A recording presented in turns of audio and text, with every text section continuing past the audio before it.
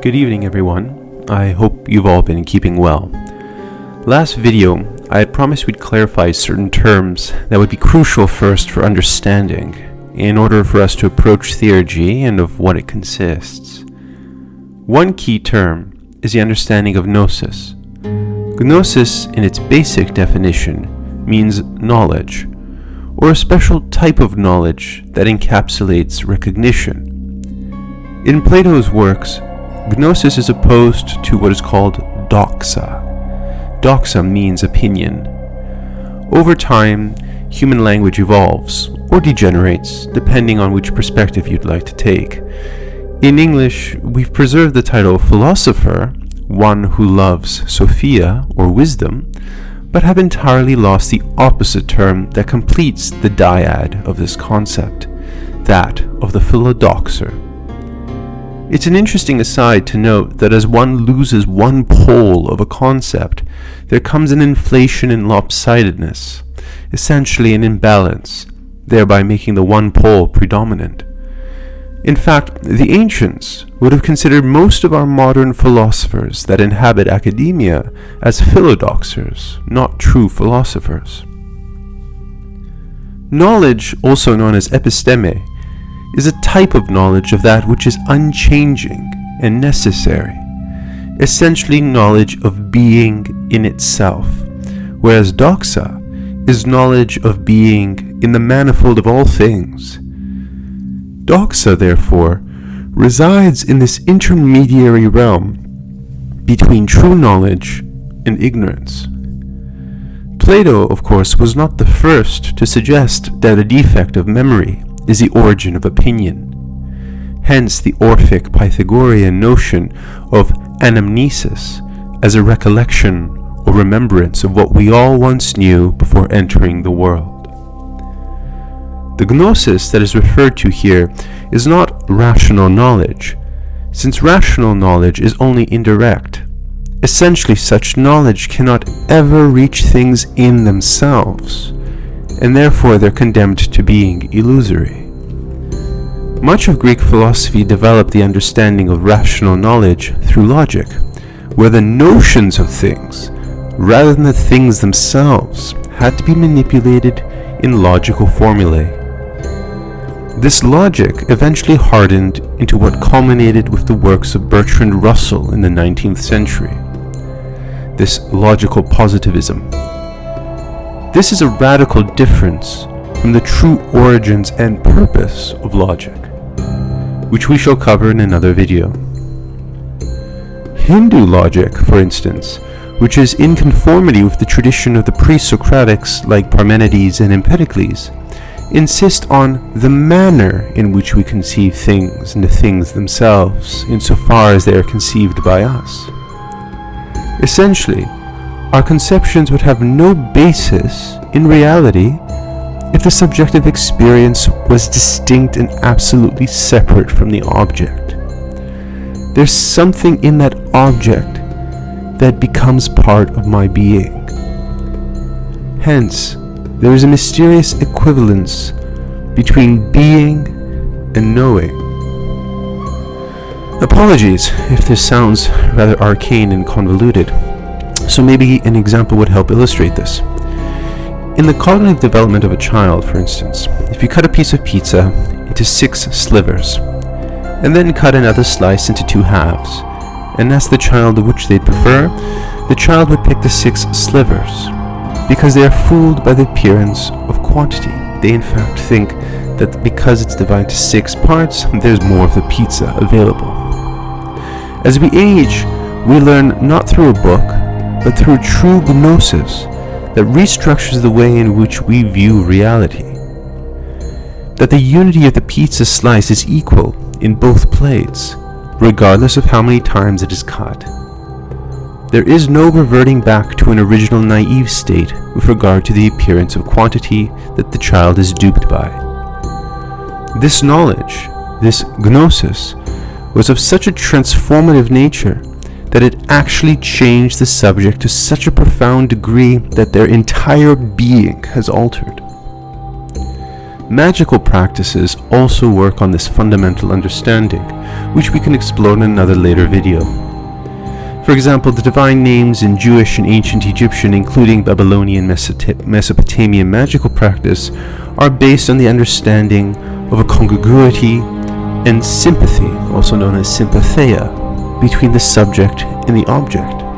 In fact, this is found in esoteric components of Tibetan Buddhism, where the essence or ousia of the divine statue or being can be manifested or dissolved if uttered at the right frequency, the right vibration that corresponds to its secret utterance and secret nature. Love of wisdom, philosophia, is a term first coined by Pythagoras.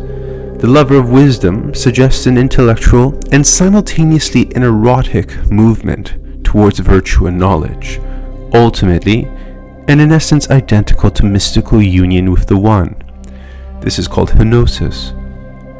This erotic heat or fire burns all the accumulated excesses that are not part of our true self, which would in Hindu terms be called the Atman. So, of course, in Hindu philosophy, this Atman is identical with the highest cosmic principle, which is Brahman.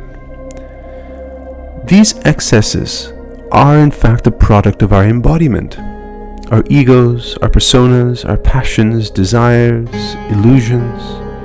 It is an all-consuming fire that the initiate takes to burn all things, to finally be alone with the alone, the monos pro monon.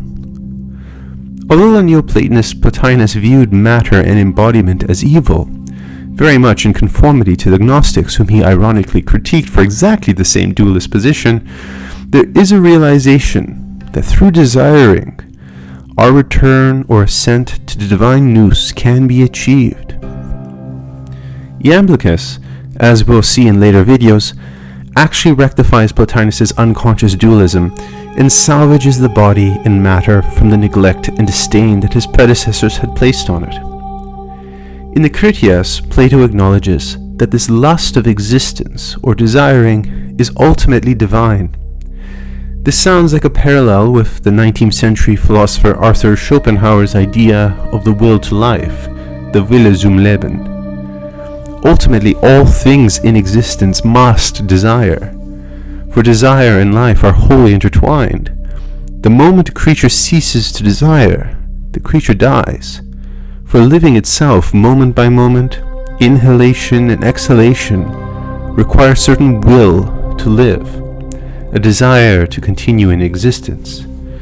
This will does not even have to be consciously willed for it to have its effects. The burning away, inspired by Eros, is a form of destruction. It is, in a sense, deconstruction, removing all the veils from our soul, each layer being discarded and reduced to its primordial essence. The dismemberment of Osiris, Dionysus, or Purusha is the tearing apart and distribution of all things into matter and manifestation. It is in fact an act of demiurgy. It is a creation of the cosmos. All parts of the creature are distributed throughout all of nature, and its members are scattered in the winds, and must be reclaimed and theurgically brought into wholeness again through reversion or a restoration of its lost unity. This is in fact the perversion of postmodern deconstruction, which successfully operates the first half of this process, but first applies it dangerously, of course, to all aspects of society, and fails because of its ultimate nihilism and disillusionment with the magical and the divine, and its inbred cynicism, to effectively close the loop by collecting the fragments and asserting the unity of being. In Euripides' play The Bacchae, the followers of Dionysus are overwhelmed by an intoxicating frenzy of divine madness, and rip and tear the victim Pentheus apart. This ritualized and ecstatic sacrifice and dismembering is a key allegorical expression of the self-dismemberment that is undergone in the process of reaching divine union.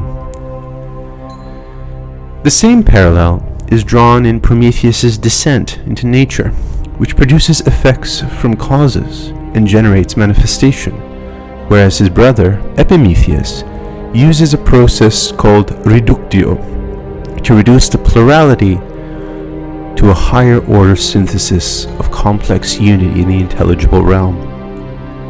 This is a form of ritual purification, and it is identical with self-knowledge. After all, the purpose of true philosophy is of the soul's reflection upon itself, finally to realize her immortal essence. This is akin to apophaticism, the negation of positive assertions, or the Sanskrit neti neti, not this, not that, which aims to strip away misidentification of things that are not the actual self, or the Atman. In Kumaraswami's essay entitled The E at Delphi, he describes Plutarch's mention of the superscription above the entrance to Apollo's temple at Delphi, Gnothi seaiton, or Know Thyself. This is a question that is being posed by the God himself to all who seek to enter the chamber of mysteries. The answer to the question being E. E stands for I, meaning both the sun, aka Apollo, and I, also meaning thou art. So together, the essential answer to the question of, quote, who art thou at the door, is, quote, the sun thou art am I. It is this acknowledgement of the identity between the creator and the created. One thing should be noted here regarding Apollo's association of light and reason and the god of healing. He was also considered the god of music, I should add. Peter Kingsley, in his book In the Dark Places of Wisdom, has shown the one-sided nature of Apollo that's been perpetuated. Apollo has deep links with the underworld and darkness. It is the other side of this figure, and in fact in ritual and in art, snakes are considered sacred to him. After all, as a young boy, or Kouros, he managed to slay the python. But as Kingsley remarks, he didn't destroy it to get it out of the way, but in fact buried it directly in the center of his shrine. He killed it in order to absorb the snake's prophetic powers. Essentially here, the darkness is where the light is to be found. The works of Peter Kingsley have had the most profound effects on my learning and understanding, and I would definitely recommend all of his works. So if there's anything that you get out of this video, I wholeheartedly insist that you go out and just purchase as many of his books as possible. He's an excellent scholar. I wanted to end this video with a short parable by the Sufi mystic Rumi on precisely this illustration of Gnosis and the reductio of the I, or the psychophysical self, or the ego. Haven't you heard the story of the spiritual master, about the skill, knowledge, and ability of that master, who, when the spiritual disciple came to his door and knocked on the door, he said, "Who is it? Speak." The disciple said to him, "It is me, your slave, O king." The master said, "Go from my door." He did not offer him the entranceway. After a period of time, that helpless one, who left and wandered in separation for a year, returned. When, after he had exerted himself in travel for a year, the following year he arrived back and knocked on the door. Again the master asked him, "Who is it?" And he said, "It is me." The master replied, "I am not opening the door for you." For years he was deprived of the company of his sheikh. He became cooked, and then his final action became known to him. He came back when he had become bent over from the suffering of separation. He knocked on the door. The master said, "Who is it?" The disciple said to him, "You." The master said in reply, "Since it is me, why am I knocking the door ring from the outside?" He opened the door to him and said, "Come in, since your you-ness has gone from you, O clear-seeing one. Since you are not you, only I am, So my home is your possession, O knowing one.